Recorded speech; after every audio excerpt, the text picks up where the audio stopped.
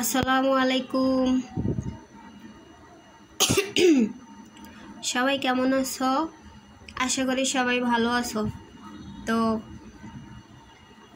আমার পাশে আমার একটা বোন আছে, পাশাপাশি আমার রুমের পাশাপাশি। উনি বলে যে আমি যে ভর্তাই বানাই না কেন ওনার কাছে বলে খুব ভালো লাগে।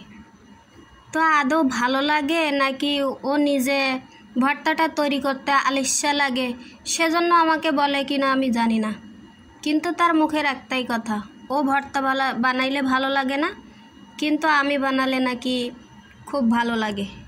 আমার মনে হয় ও ফাঁকিবাজের কারণেই ও নিজেরটা স্বীকার করে না, আমারটা ভালো হয়। তার মানে কি আমার হাতে খাবে?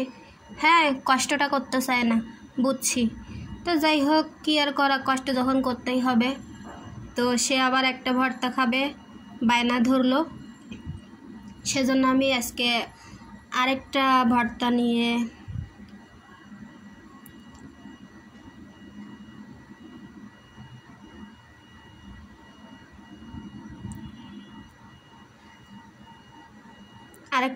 বানাই তার সামনে দিব, দেখি কিভাবে সে খায়। যদি বলে মরিচ হয়েছে, তাহলে আজকে তার খবর আছে। আজকে মরিচ একটু বেশি দিব, কেন জানো? ও বেশি আলিস্যা, কোনো কাজই করতে চায় না। এই যে ভর্তাটা তৈরি করতে একটু কষ্ট হবে, আমি তো জানি যে কোনো কষ্টই হয় না, কিন্তু সে যে কেন এরকমের করে আমি জানি না। তো যাই হোক, এখানে নিয়ে নিছি শুকনো মরিচ, তারপরে কিছু ছোট ছোট কাঁচামরিচ, এই যে কালো কালো দেখা যায় 5টা গোলমরিচ, এখানে আছে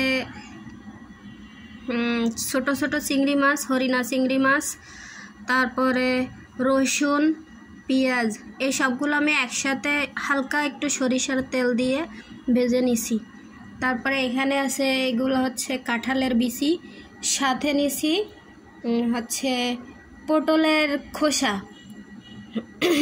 এগুলো আমি সব একসাথে করে বাটবো, বাটের সাথে একটু সরিষার তেল এবং লবণ অ্যাড করব, তাহলে হয়ে যাবে আমার ভর্তা। কি এমন কাজ এখানে বলো তো সবাই? কি যে ভয় পায়, খালি বলবে তোমার ভর্তা ভালো হয়। সে ভর্তা খাইতে খুব পছন্দ করে, আমি জানি ও আলিস্যা, সেজন্যই আমাকে দিয়ে এগুলা করায়।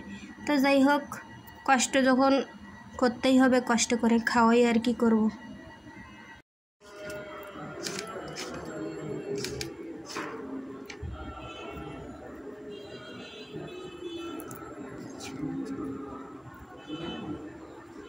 এখন পানি লাগবে, এখন পানি আসে না, যখন না লাগে তখন পানি পানি পানি পানি করতে থাকে। দেখি শুক্রবার পর্যন্ত আসে কিনা।